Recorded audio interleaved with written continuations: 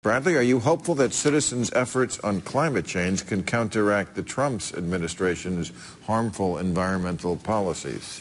Yes, I actually am. I've been working with a group called Citizens Climate Lobby, and they work in a very interesting way. They sort of train you to talk to Republicans about climate change. It's kind of a combination of like DEFCON 5 marital therapy and, you know, how to work with a bear in heat, like no sudden movements.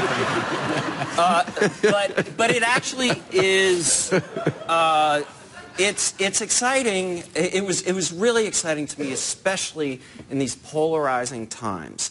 Carlos Curbelo from Florida, I think the 26th district, is a Republican who you should have on the show because their voices are very powerful. And what you do is, like, it's so much, it's fun to stand in righteous indignation and scream at somebody who's denying science to you, but it doesn't move the ball.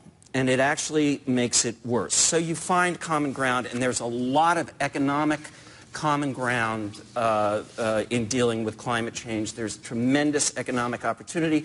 Corporations are actually, they want predictability. They want us to deal with it. My frustration with these corporations who say that they're upset about pulling out of the Paris Accords is they say they believe that climate change is happening, but they don't make it a lobbying priority. And we need to call out these seemingly benevolent, and many of them are, corporations, and say, if you're saying that climate change is happening, if you're saying it is the threat that it is, you need to make it a priority. You're in power. You got a lot of money.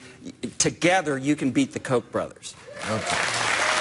All right, final question. I think you're the best one to answer this.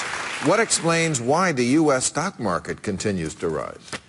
Well, look, the president inherited a relatively sound economy. We're continuing to add some 200,000 jobs each month. Nothing catastrophic has happened in the world, be it well, we've talked about cyber attacks, but no terrorist attacks, no financial crisis thus yet. Interest rates are relatively low. So the market continues to ride the way it does. I mean, I think what's surprising is that we expected to see massive sell-offs following Brexit. We expected to see sell-offs following the election here. And also, I always thought that the market hated above all volatility, and here we had Mr. Volatility in office. I thought that would spook them, but apparently that was not the case. Yeah, we had 1 or 2 day blips where the market would tank a couple of times, but other than that, the market's been relatively steady. I think it's a Trump bubble. I think we'll look back on it. There's not enough fear. Usually, when you have a stock market that's rising this fast, there's a certain amount of anxiety. That the absence of that fear tells me that we're going to see it as a bubble at some point. And there's also anticipation, remember, of